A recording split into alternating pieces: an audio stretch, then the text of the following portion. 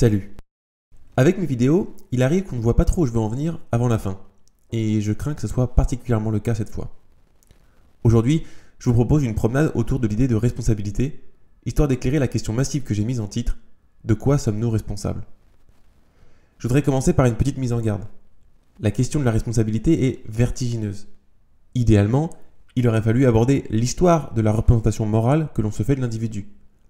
Il aurait fallu traiter l'évolution de l'idée de la responsabilité individuelle, le rôle que la religion a joué, comme celui de la confiance en la raison, celui du libéralisme. Mais cela aurait fait une vidéo de 3 heures. Idéalement, j'aurais fait donc une série de vidéos sur le sujet. J'aurais pris le temps de faire tout un tas de recherches. J'aurais tenté de couvrir le maximum de dimensions du problème. Idéalement, car, malheureusement, ma vie professionnelle ne me le permet pas. J'ai fait de mon mieux malgré tout, mais comme je le disais, ce n'est qu'une promenade. On ne va donc pas faire le tour de la question. Je ne peux que proposer quelques éclairages incomplets. D'abord, une petite précision sur le terme lui-même. Être responsable, c'est littéralement pouvoir répondre de quelque chose. Trop souvent, on confond responsabilité et cause. Un bon exemple pour y voir clair, c'est la situation de l'instituteur ou de l'institutrice. L'instituteur n'est pas la cause des enfants, il n'est pas leur père à tous, mais il en est responsable. L'institutrice n'est pas la cause de ce que font les enfants dans la classe, mais elle en est responsable. Ici, je voudrais éviter les circonvolutions sémantiques et parler de responsabilité morale en un sens très simple et intuitif.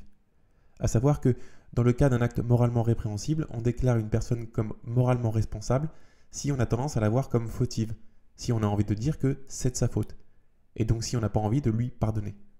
On considère une personne comme n'étant pas moralement responsable dans le cas contraire où on a envie de lui pardonner et déclarer que ce n'est pas de sa faute. Avec ça en tête, j'ai eu envie de poser une question super naïve: à quoi ressemblerait le citoyen idéal? Bien sûr, avec une question pareille, je fais de la provoque. Il n'est évidemment pas question de réduire l'engagement politique à l'échelle individuelle.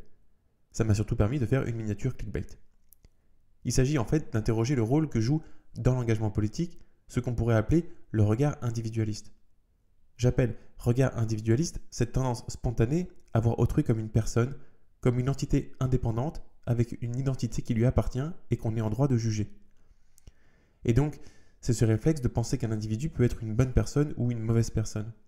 Si ce regard existe, et je crois qu'il existe, alors il me semble pertinent d'interroger la fonction qu'il joue au sein d'une pensée politique, au sein de notre manière de regarder la société.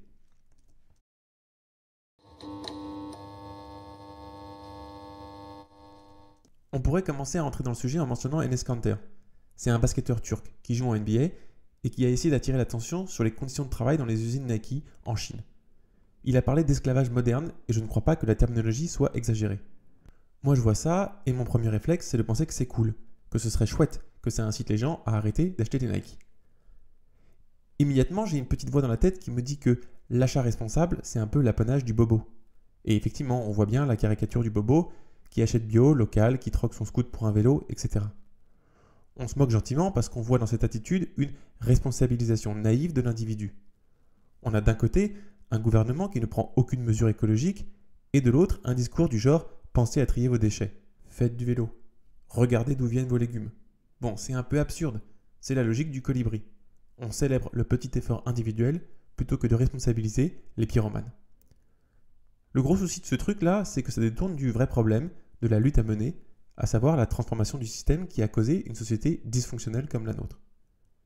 J'aurais tendance à penser que si on fait attention à ses achats pour se donner bonne conscience, effectivement, on prend le risque de tomber dans ce travers hyper individualisant.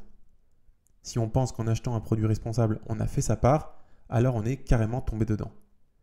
Donc a priori, je ne suis pas trop pour la responsabilisation individuelle. Mais est-ce que ça veut dire pour autant que mon regard politique est entièrement libéré de la perspective individualiste? Ma manière spontanée de regarder le monde, d'évaluer l'organisation sociale, de juger ce qui est juste ou injuste, d'attribuer les responsabilités, est-ce que tout ça se fait sans intervention du regard individualiste? J'en doute un peu. Comme on l'avait évoqué ici, il faut distinguer croyances de surface et croyances profondes. Je peux penser consciemment que l'individu n'est pas le problème, que c'est contre le système qu'il faut lutter, tout en entretenant un ensemble d'affects, une disposition d'esprit qui, inconsciemment, nourrit un regard individualisant. Du coup, il y a une chance que mon comportement perpétue cet individualisme. Je vais être franc avec vous. Si on imagine Monsieur X et Madame Y qui touchent le même salaire et ont les mêmes frais incompressibles. Monsieur X comme Madame Y travaillent en plus comme bénévoles dans une association. Ils ont tous les deux conscience que la priorité est la lutte systémique. L'hiver approche et le froid impose l'achat d'une veste. Monsieur X ne se renseigne pas trop et achète une marque dont les usines profitent des esclaves ouïghours. Madame Y fait un petit travail d'investigation et trouve une marque Fairtrade. Madame Y ne considère pas que cet achat la dédouane d'aucune façon. Elle considère simplement que c'est le strict minimum. Bon, j'ai beau ne pas être trop pour la responsabilisation individuelle, je trouve quand même qu'il vaut mieux faire comme Madame Y. Pourquoi ? Est-ce une histoire utilitariste ? C'est-à-dire, est-ce parce que je considère que la morale se résume aux conséquences de nos actes ? Je ne sais pas. Oui, bien sûr, l'impact de l'achat de Madame Y est, toute chose égale par ailleurs, moins mauvais que celui de Monsieur X. Mais je sais aussi que ça reste un impact minime et je ne veux pas valider l'idée que c'est le consommateur qui doit transformer la société. C'est peut-être aussi une histoire déontologique, genre une affaire de principe, de cohérence. Si tu es contre l'esclavage, tu dois essayer d'éviter de cautionner des industries esclavagistes. Il faut immédiatement préciser que c'est pas toujours facile. Certains efforts coûtent davantage que d'autres. Par exemple, tout le monde n'a pas les moyens d'acheter un Fairphone. On va pas dire aux gens qui ne peuvent pas se l'acheter de ne pas acheter de smartphone tout court et de se couper de leurs amis, simplement parce que l'achat d'un smartphone classique n'est pas responsable. Il est logique de prendre en compte la pénibilité du sacrifice quand même. Moi, quand je débranche ma Freebox parce que je pars 2 jours de chez moi, je ne le fais pas parce que je veux faire ma part. Je ne le fais pas parce que je crois aux effets de mon action. Je le fais parce que je ne vois pas pourquoi je ne le ferais pas. C'est pas exactement pareil, ça ne me coûte rien. Bref, il faut distinguer deux problèmes bien différents. D'un côté, on peut vouloir responsabiliser l'individu vis-à-vis d'un problème, disons, local, comme par exemple faire de la peine à un ami par maladresse. C'est une situation qu'on peut cadrer. De l'autre côté, on peut vouloir responsabiliser l'individu vis-à-vis d'un problème d'ordre systémique, comme par exemple l'écologie ou le sexisme ordinaire, ce qui peut conduire à dire que chacun doit faire sa part. Dans ce cas, il faut reconnaître immédiatement la question de la position de l'individu à l'intérieur du problème systémique. Notre responsabilité, le rôle qu'on joue dans une situation morale ou politique, dépend étroitement de notre position de pouvoir. Pour l'écologie, vous savez ce que j'en pense. Le réchauffement climatique est d'abord la responsabilité des gouvernements et des industriels. Je ne vois pas pourquoi ce serait à Monsieur X, dont la vie est déjà bien fatigante, de devoir ajouter des contraintes supplémentaires. En prenant en compte la totalité des facteurs, à savoir la culpabilité des dirigeants et les difficultés de la vie de Monsieur X, on a envie d'excuser le fait qu'il oublie de faire le tri sélectif. Pour le sexisme, ça pourrait être quoi ? Faire sa part. Eh bien, par exemple, quand on est un garçon, reprendre un pote qui a un comportement déplacé vis-à-vis d'une fille. On pourrait avoir envie de rétorquer que ça pourrait aussi être aux autres filles présentes de le reprendre. Mais c'est une lecture de la situation qui ne prend pas en compte les rapports de force en jeu. C'est ignorer que si c'est une fille qui fait une remarque, il y a des chances que le garçon balaye sa remarque d'un revers de main en laissant entendre qu'elle n'a pas d'humour ou qu'elle est coincée. Or, si c'est un garçon qui le dit, le sens de sa remarque paraîtra très différent et beaucoup plus difficile à ignorer. C'est parce qu'un homme ne subit pas de discrimination sexiste qu'on est en droit d'attendre de lui qu'il intervienne, et intervenir, c'est ici une façon d'en assumer la responsabilité. Qu'en est-il des situations qui ne sont pas explicitement liées à un problème systémique ? Par exemple, un adulte qui tape un enfant. Ça semble assez simple. On n'a pas spontanément envie de replacer l'action dans un ensemble plus vaste qui nous conduirait à excuser son geste. Mais on peut garder à l'esprit que cet ensemble existe probablement. Un adulte qui bat un enfant est peut-être un adulte qui a lui-même subi des sévices dans son enfance et que la société n'a pas su protéger. C'est peut-être aussi une personne qui subit tout un tas d'injonctions virilistes qui le déterminent à considérer la violence comme une expression naturelle. On peut imaginer plein de choses qui conduiraient à penser que cet acte horrible est bien l'effet d'un système. C'était en partie le propos du Joker de Todd Phillips. Si la société ne se préoccupe pas des individus fragiles, des situations dramatiques risquent de survenir. C'est pas facile de percevoir ce qui relève du système ou de l'individu, comme manger de la viande. Bien sûr que la culture dans laquelle nous sommes nés est une culture carnivore qui a largement déterminé nos habitudes alimentaires. Mais dans le même temps, aujourd'hui, les informations sont disponibles, et acheter de la viande, c'est donner son consentement à une industrie responsable d'une quantité vertigineuse de souffrance.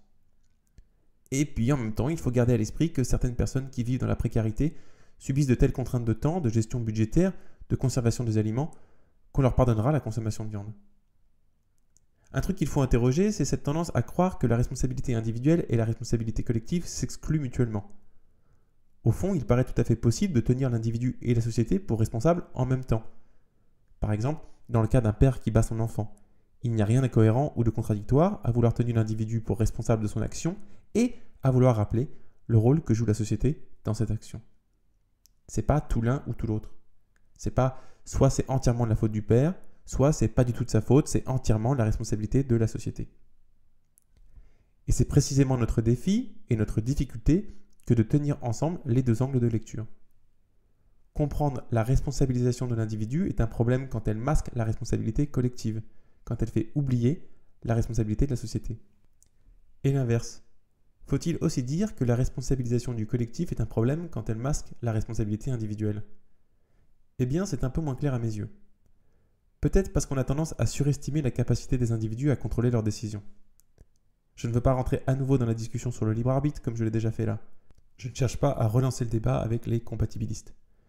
Ici, je dirais que, peu importe comment on appelle ça, il ne faut pas sous-estimer l'influence de l'environnement sur les représentations intellectuelles et morales que produit l'individu, sur les émotions qu'il ressent, sur les valeurs auxquelles il adhère.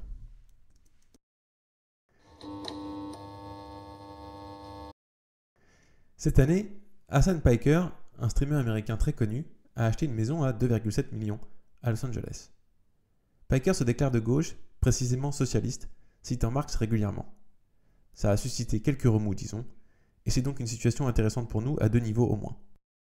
D'abord, oublions le cas spécifique de Piker et imaginons simplement un YouTuber ou un streamer qui fait ses vidéos tout seul et gagne soudain beaucoup d'argent. En un certain sens, on pourrait dire qu'il n'a exploité personne pour devenir riche. Pour autant, on le sait bien, plus le pouvoir augmente, plus la responsabilité augmente.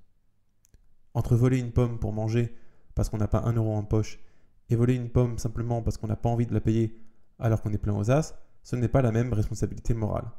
Dans un cas, je peux acheter la pomme, dans l'autre, je ne peux pas, et ça change tout. Un premier truc à dire, c'est que le succès, ça donne du pouvoir, et donc ça implique une plus grande responsabilité. Ensuite, qu'est-ce que ça change si notre youtubeur se déclare de gauche? D'abord, peut-être que ça implique qu'il reconnaisse que son succès, en un certain sens, ne lui appartient pas.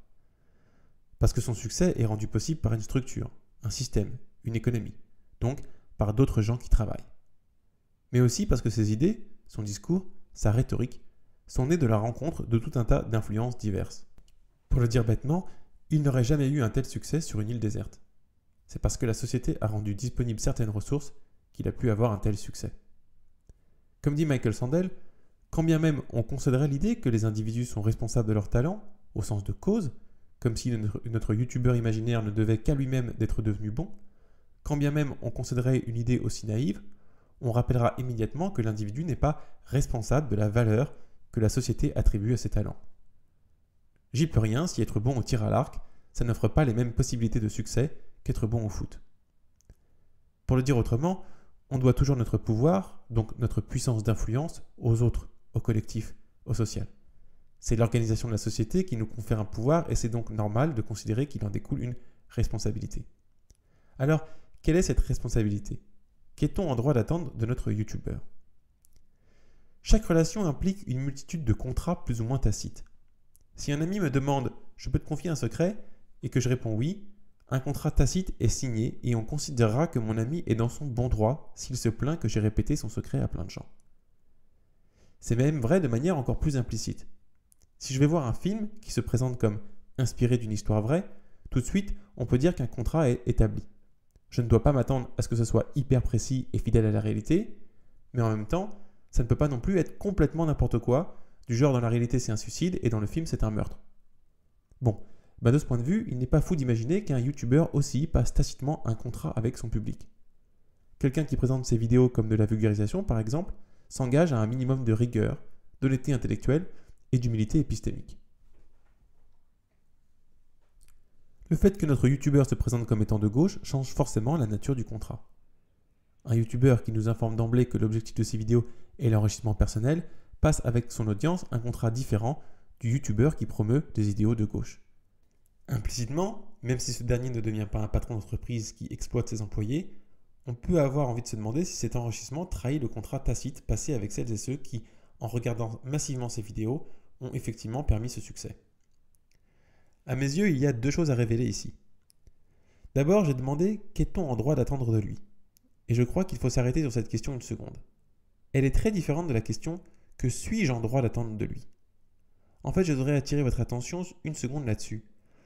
Même si ça nous semble tout à fait normal quand on responsabilise un individu, ça ne suppose pas qu'il soit tout à fait normal pour moi de responsabiliser tel individu. Si je dis on doit tenir X pour responsable de, ce n'est pas la même chose que je dois tenir X pour responsable de. Donc je me demande ce qui me confère à moi le droit de responsabiliser tel individu. Qu'est-ce qui légitime que tel individu responsabilise tel autre? Et notamment en fonction des rapports de force en jeu. Il y a une sacrée violence, illégitime, quand un privilégié, un dominant, responsabilise des individus précaires ou dominés. Une personne qui a de quoi s'acheter à manger ne peut pas juger, responsabiliser et condamner moralement une personne qui vole une pomme pour survivre. Cet exemple est facile, mais je vous laisse le dupliquer. Dès qu'on a du pouvoir, qu'il soit économique, social, culturel, on ne peut pas responsabiliser un individu moins puissant sans produire une grande violence. Il faut avoir conscience de cette violence et se demander si la situation justifie qu'on la provoque. Donc je crois plus généralement qu'il faut se demander dans chaque situation ce qui nous confère le droit de tenir X pour responsable de son comportement. Ensuite, la deuxième chose à noter, c'est donc la question de la cohérence. Si ce youtubeur fait des vidéos en se déclarant de gauche, on est en droit de s'attendre, dans le cas d'un succès, à ce qu'il ne concentre pas les pouvoirs. On pourrait imaginer, avec tout cet argent, qu'il embauche des partenaires qui toucheraient le même salaire que lui et qui jouiraient de la même autorité vis-à-vis des décisions à prendre. C'est pas une proposition radicale. Pour revenir à notre exemple précédent, si tu dis que tu es contre les oppressions, les injustices, tu es contre l'esclavage, si tu es contre l'esclavage, t'es pas censé cautionner une entreprise comme Nike. Surtout si tu as effectivement le capital économique et culturel pour choisir une autre marque. Mais dire un truc pareil, est-ce que ça retombe pas dans la caricature du type « Ah, tu critiques la société et pourtant tu participes à la société ?» Mais en même temps, il y a bien des situations où la contradiction est effectivement problématique, non? J'ai un pote, il est prof, et à l'heure qu'il discutait avec une inconnue dans un café, il a dit quelque chose comme « Je suis prof, j'aime mon taf, mais je suis en guerre contre mon institution. » La dame lui a répondu « Alors il faut démissionner, sinon vous n'êtes pas cohérent. » La réponse de mon pote était un peu abstraite, mais je l'ai trouvée séduisante. Il disait quelque chose comme ça. Au fond, il faut distinguer deux temporalités. Il y a la temporalité institutionnelle, gouvernementale. Les ministres passent, les réformes avec. Et puis, il y a la temporalité de l'enseignement, des idées, qui est, elle, beaucoup plus longue. En gros, il rappelait qu'en un sens, il ne travaille pas pour le ministre. Comme si finalement, l'enseignant répondait à une autre autorité, supérieure à celle du ministère, à savoir des principes éducatifs qui encadrent avant tout sa relation aux élèves et au contenu qu'il leur transmet. Dans l'éducation justement, on peut suivre des principes et en même temps être tenté de faire du cas par cas. Or le cas par cas, c'est pas toujours très équitable. Dois-je donner de mon temps à l'élève qui vient me demander de l'aide? Oui, a-t-on envie de répondre immédiatement. Mais est-ce si simple, si on souligne que c'est un temps et une énergie que je ne consacre pas à l'élève qui n'a pas eu le courage de venir me demander du soutien? Cette question se duplique constamment. À qui ou à quoi dois-je quelque chose? Un principe ou un calcul conséquentialiste doit-il prendre le pas sur l'interaction réelle avec un être humain? Puis-je décider que telle personne mérite de mourir? Non, bien sûr. Mais puis-je décider qu'elle mérite d'être insultée? C'est moins évident. Je sais qu'il n'y a pas de réponse définitive à ces questions, mais pour autant, j'ai quand même envie de les poser. La difficulté, c'est aussi de placer le curseur. Si j'ai un pote qui fait une blague sexiste, je pense que c'est mon devoir de le reprendre, quitte à lui faire de la peine, à la fois pour qu'il ne recommence plus et par souci de cohérence avec mes idéaux. Si j'ai un pote qui veut acheter une veste d'une marque dont les usines profitent des esclaves ouïghours, je pense que j'ai le droit de le signaler que c'est pas terrible comme décision. Mais je m'arrête où?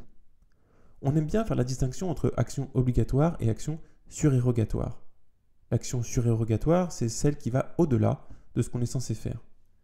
Si je vois un enfant qui se noie et que je n'ai qu'à tendre la main pour le sauver, c'est une action obligatoire.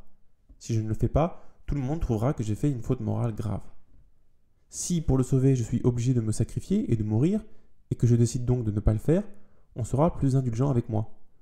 On considère que se sacrifier est une action héroïque et qu'il est logique de ne pas attendre ça de tout le monde. Mais cette distinction ne me satisfait pas pour une raison dont on peut distinguer 3 dimensions. 1. Ça encourage l'opposition entre les lâches d'un côté et les héros de l'autre, ce qui est tout de même un peu simpliste. Ça tend à réduire les individus à inaction, comme si elle suffisait à définir la valeur morale de l'individu. Si l'individualisme est une sorte de réductionnisme, en ceci que ça coupe l'individu du tout qui permet son émergence, ici c'est la même chose. L'individu moral est réduit à ses décisions. 2. Dans le même ordre d'idées, cela va dans le sens d'un réductionnisme moral, comme si une action morale pouvait être évaluée à l'intérieur du contexte ultra limité de son occurrence, comme si elle n'était pas liée à un vaste ensemble d'influences diverses. 3. Cela enferme la compréhension morale dans le schéma binaire coupable-innocent, qui est un avatar de l'opposition bien-mal. Et ce mode de pensée est moralement stérile. Plutôt que de se demander quel comportement on voudrait que la société encourage et comment y parvenir, plutôt que se dire qu'il faut inventer de nouvelles valeurs, de nouvelles manières de vivre ensemble, on se borne à reconnaître ce que la société dans laquelle on vit indique comme étant autorisé, c'est-à-dire moral, et interdit, donc immoral. Cela encourage une disposition d'esprit super égoïste. Se demander ce qu'on a le droit de faire, c'est en fait se demander ce à quoi on a droit, et donc comment jouir de ce droit, comment en profiter. C'est donc se demander dans quelle mesure la société nous autorise à défendre nos intérêts propres. Cette logique n'invite pas à se dire « voilà la société que je veux défendre, je vais donc promouvoir un certain type de comportement ». Mais plutôt « il y a des choses qu'on n'a pas le droit de faire, tout le reste, c'est ok ». Comme si l'interdit nous autorisait et poussait à jouir de ce qui est autorisé. C'est-à-dire comme si l'interdit nous convainquait plus ou moins consciemment qu'il est naturel de se préoccuper d'abord et avant tout de la jouissance de nos droits. Mais il y a des gens qui poussent pour transformer l'organisation sociale, les militants.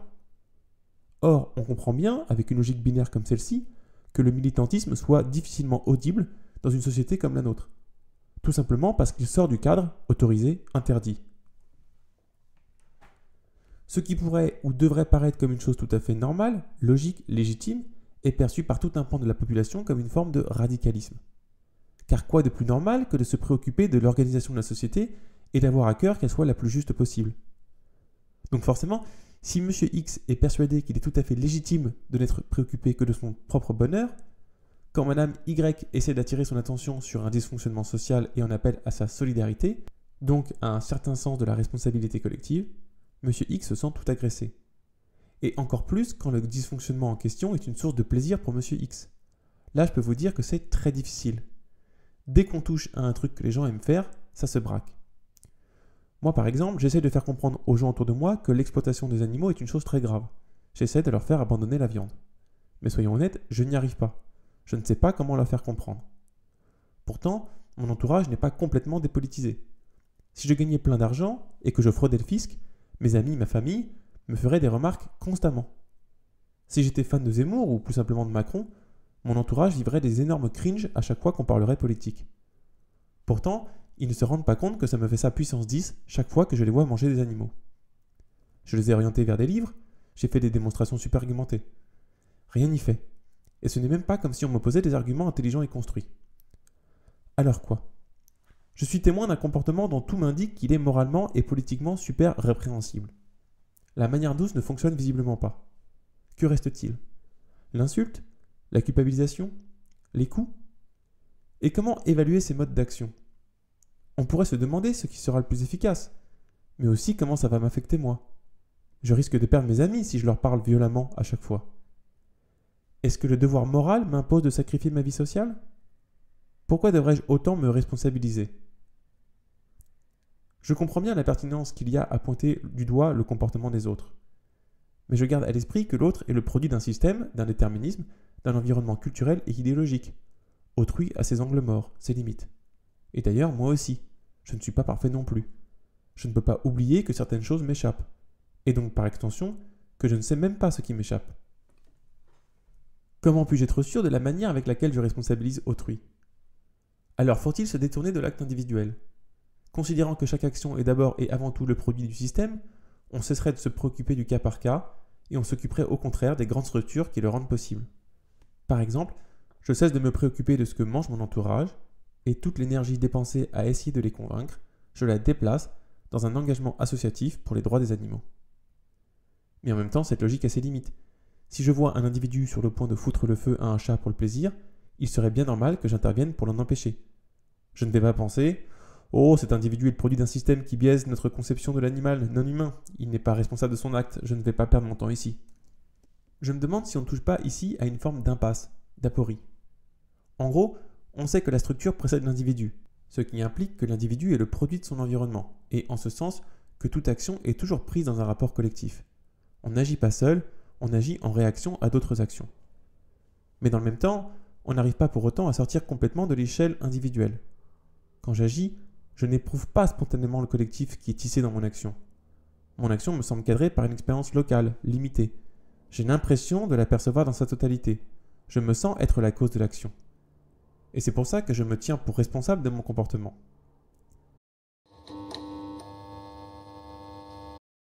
Zemmour est, comme tout le monde, le produit, et donc la marionnette, d'un ensemble de causes qu'il dépasse.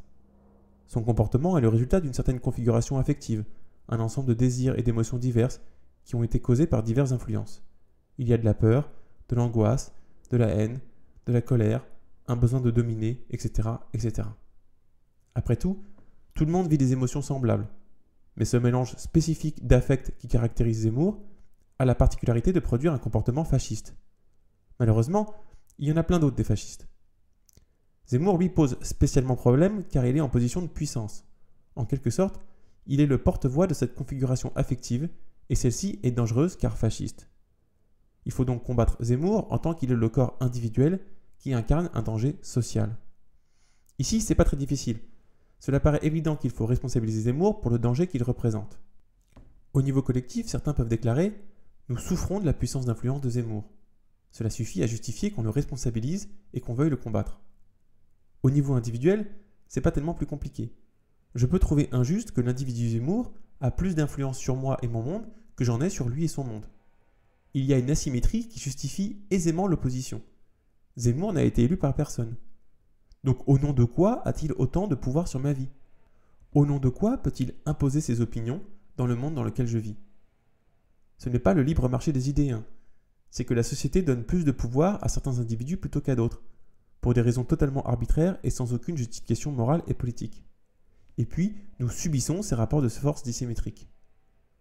Là, je crois que la responsabilisation individuelle a du sens parce que c'est une manière de pointer du doigt le dysfonctionnement du système. Mais c'est plus compliqué quand le rapport de force est égal. Si je rencontre un fan de Zemmour, suis-je censé me comporter avec lui de la même manière que si je rencontrais Zemmour lui-même? A priori, pas trop. Les deux sont des pantins en proie à des influences diverses, mais il y en a un qui représente un plus grand danger. D'un point de vue utilitariste, j'aurai un meilleur impact sur la société si j'arrive à contrer Zemmour lui-même. Mais du point de vue déontologique, indépendamment des répercussions de leur acte, les deux représentent le même mal. Ils incarnent les mêmes idées à combattre. C'est un peu comme les comptes Twitter. On ne les considère pas de la même manière selon qu'ils ont 10 abonnés ou 50 000. Mais ça, c'est la considération consciente qu'on a de leur impact sur le monde. C'est de la stratégie militante. C'est prendre en compte la force d'influence.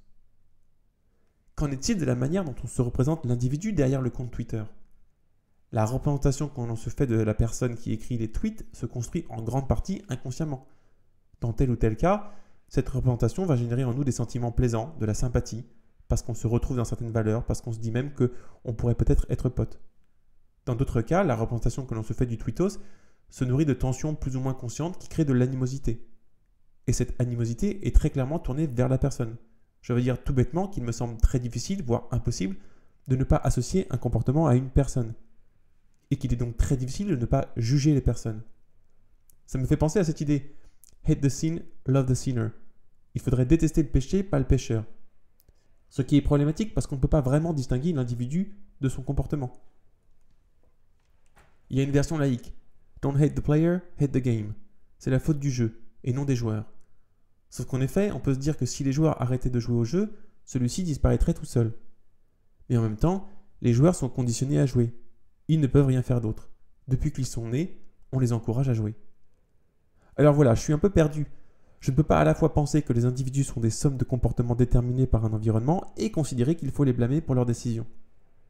De l'autre côté, je ne peux pas observer des comportements dangereux ou immoraux sans rien faire, ou du moins sans vouloir intervenir pour changer quelque chose. On pourrait répondre, il suffit de se concentrer sur le militantisme systémique, c'est-à-dire se focaliser sur la transformation du système avant tout. Mais cette transformation se nourrit de la responsabilisation individuelle. Par exemple, c'est ce qu'on a vu avec l'affaire Weinstein. C'est la cristallisation de tout un monde d'oppression sexiste autour de la figure d'un individu qui en devient le symbole. Mettre un nom et un visage sur un problème permet de l'identifier et cela facilite le discours.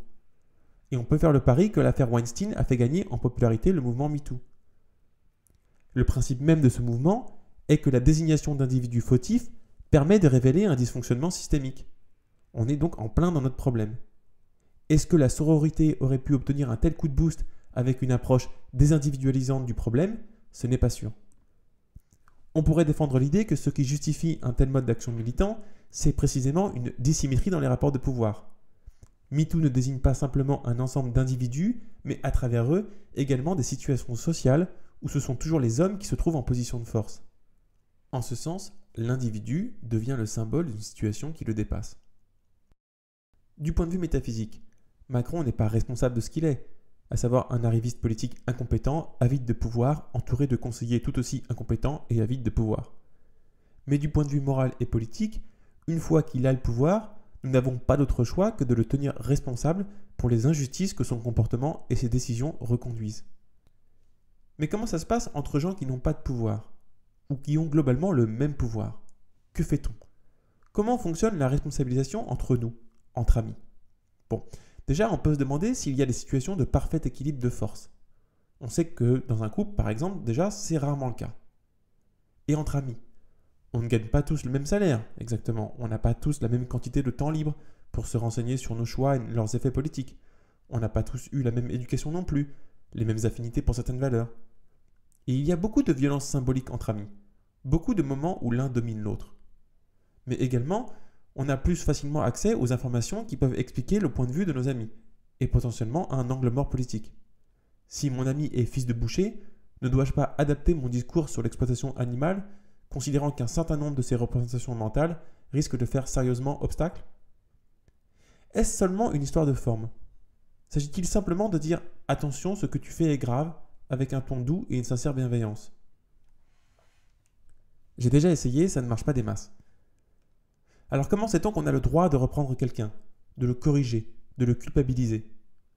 Où est-ce qu'on arrête la responsabilité individuelle? Je veux dire, précisément dans notre manière de nous comporter avec autrui. Parce que si on ne responsabilise pas les individus vis-à-vis de leur impact sur le reste de la société, on va dans le sens d'une société libérale où seul importe la possibilité pour chacun de poursuivre son intérêt propre. Et on voit ce que ça donne. Et en même temps, on ne peut pas tomber dans la glorification de l'individu exemplaire. On ne va pas valider une société qui distribue des bons points à des héros et qui blâme des losers. C'est pas possible. Certains espèrent peut-être se cacher derrière une position ultra simpliste du genre « je ne suis responsable que de mes actes ». Mais c'est absurde. Si je passe devant un enfant qui se noie et que je continue mon chemin, c'est cela mon acte. C'est de continuer mon chemin plutôt que de le sauver. Et c'est pareil si je vois une personne en agresser une autre dans la rue. Et c'est la même chose quand je vois des gens participer à une industrie qui fait souffrir et tue des milliards d'êtres sensibles. Ne pas me préoccuper des injustices sociales, c'est un acte. Il ne suffit pas d'être activement impliqué dans une action injuste pour être responsable d'une injustice. Il suffit par exemple de laisser faire. C'est ce que ne comprennent pas les privilégiés. Ils disent « j'ai réussi ma vie honnêtement, je ne fais de mal à personne, je ne vois pas pourquoi je devrais me préoccuper de ceux qui souffrent ». Mais en fait, c'est pas la question. Le problème est là. Des gens souffrent à cause d'une organisation sociale dysfonctionnelle. On peut se persuader que le système fonctionne bien pour se rassurer et se déculpabiliser. Mais si on regarde un peu honnêtement le truc, on voit que les écarts de richesse sont de plus en plus grands. Du coup, ne pas se préoccuper de ce dysfonctionnement, c'est comme passer devant l'enfant qui se noie sans rien faire.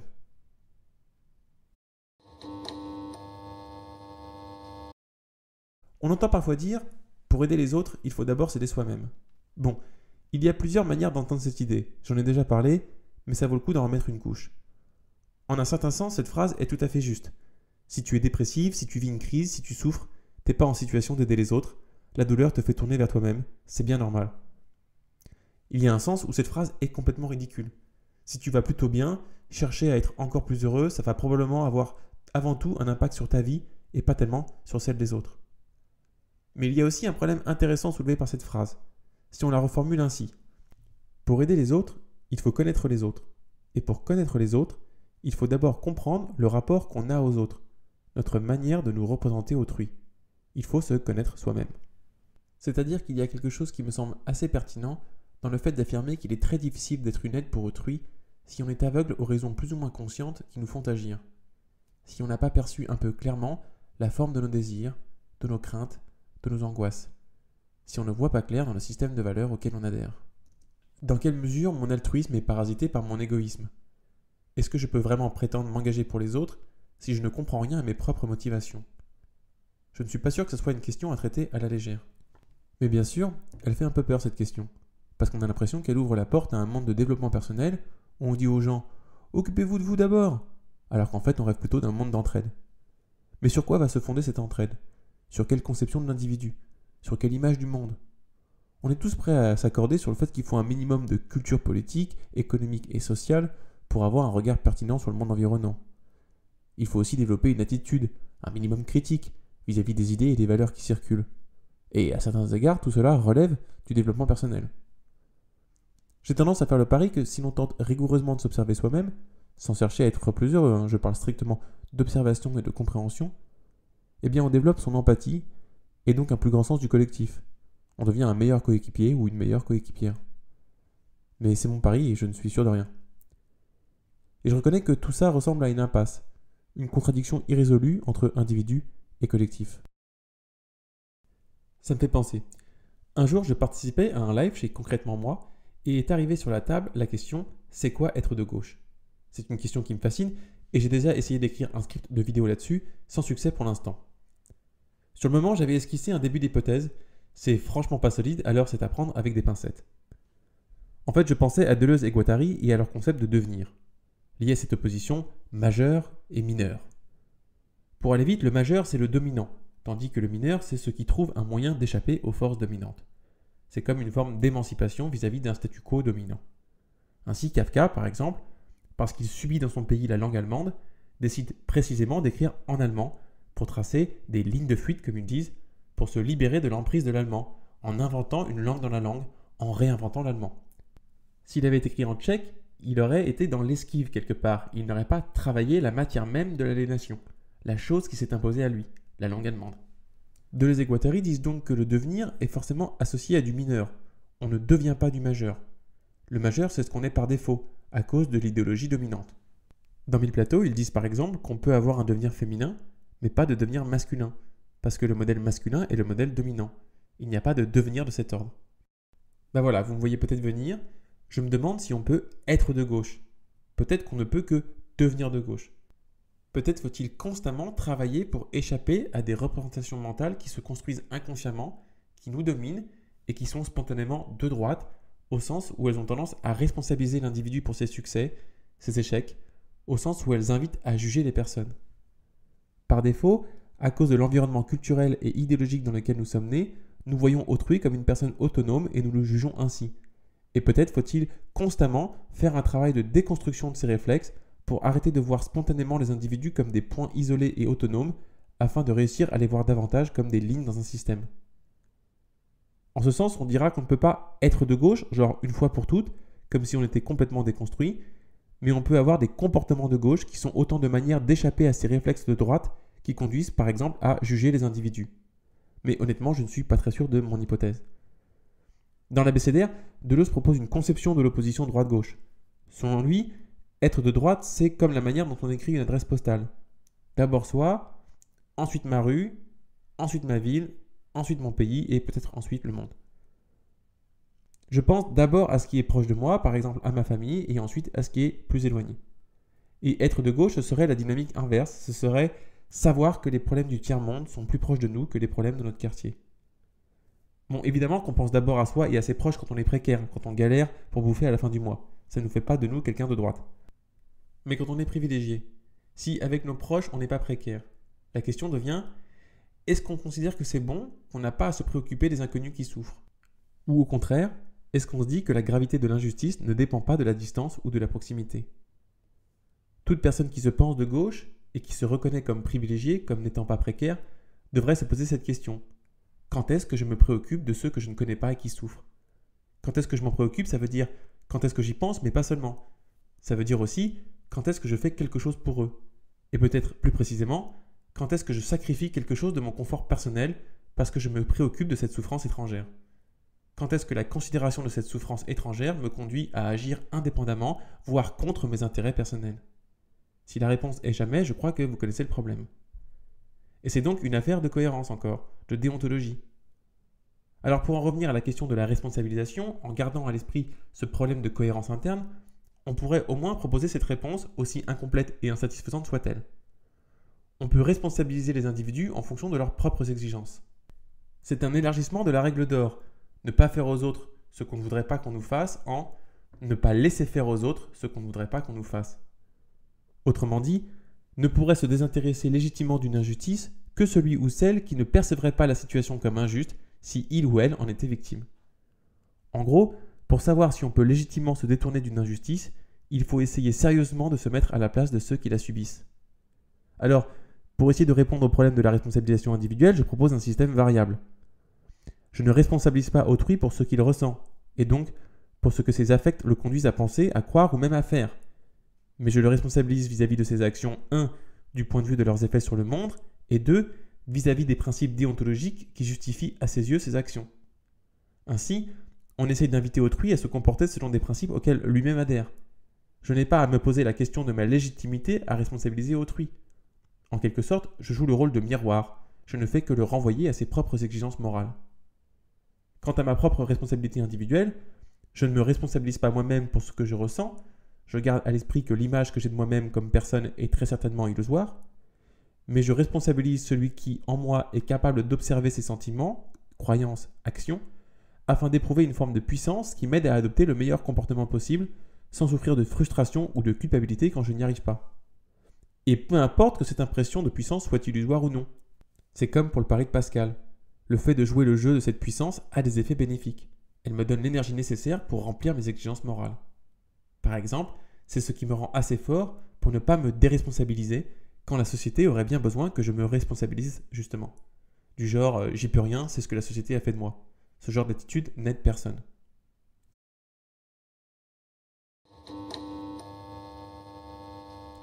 Pour terminer, je voudrais poser 2 questions.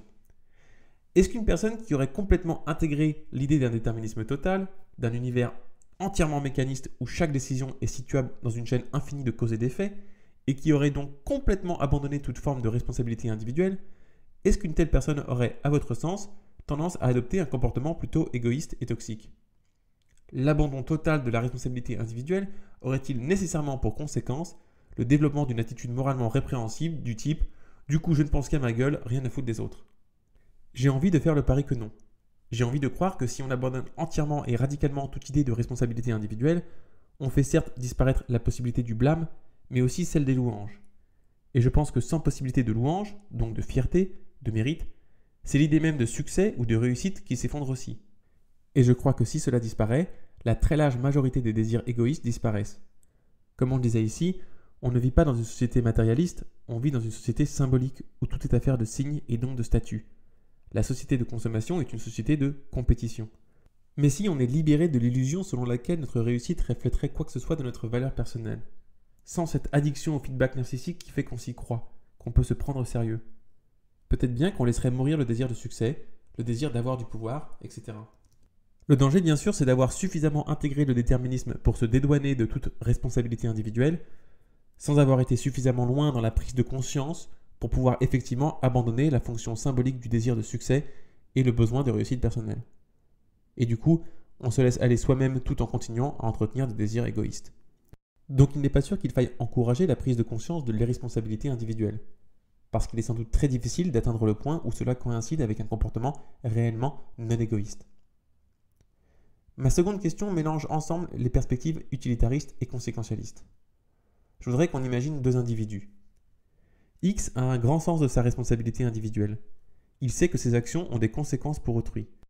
Il est donc très préoccupé par la recherche de principes moraux et politiques en lesquels placer sa confiance. Il se met une énorme pression sur les épaules pour agir correctement et, par conséquent, il met la même pression sur les autres dont il scrute chaque action. Aussi, ses choix et ses actes ont, in fine, plus d'effets néfastes que bénéfiques. Pour faire simple, disons que, même s'il est bien intentionné, il fout la merde malgré lui. Il s'embrouille avec ses camarades militants, il génère de la tension dans les associations où il s'engage, il parasite la lutte de ses alliés, etc. Bon, on peut lui reprocher plein de choses, mais pas sa sincérité, son dévouement et son engagement. De l'autre côté, Y a complètement abandonné l'idée de responsabilité individuelle. Pour lui, le monde n'existe pas, c'est une vaste illusion entièrement produite par sa conscience. Même la souffrance est illusoire. En ce sens, il considère ne rien devoir à personne. Mais jamais rien dans son comportement n'est toxique. Sa seule présence apaise les tensions et génère de la cohésion. Quand les minorités opprimées lui parlent, elles se sentent comprises et véritablement écoutées. Pour le dire autrement, Y n'impose aucun rapport de force. Son comportement au quotidien, je veux dire ses actions et ses interactions avec les individus dans la vie de tous les jours, sont celles d'un allié de tous les dominés. On peut lui reconnaître tout ça, mais en même temps, Y ne se bouge pas trop le cul pour changer le monde. Alors, avec quel individu êtes-vous le plus à l'aise? Avec qui voulez-vous mener votre combat politique? Qui est votre citoyen idéal? Allez voilà, c'est tout pour cette fois, c'était déjà bien long. J'espère que ça vous a plu. Si vous voulez soutenir la chaîne, vous savez quoi faire. À bientôt!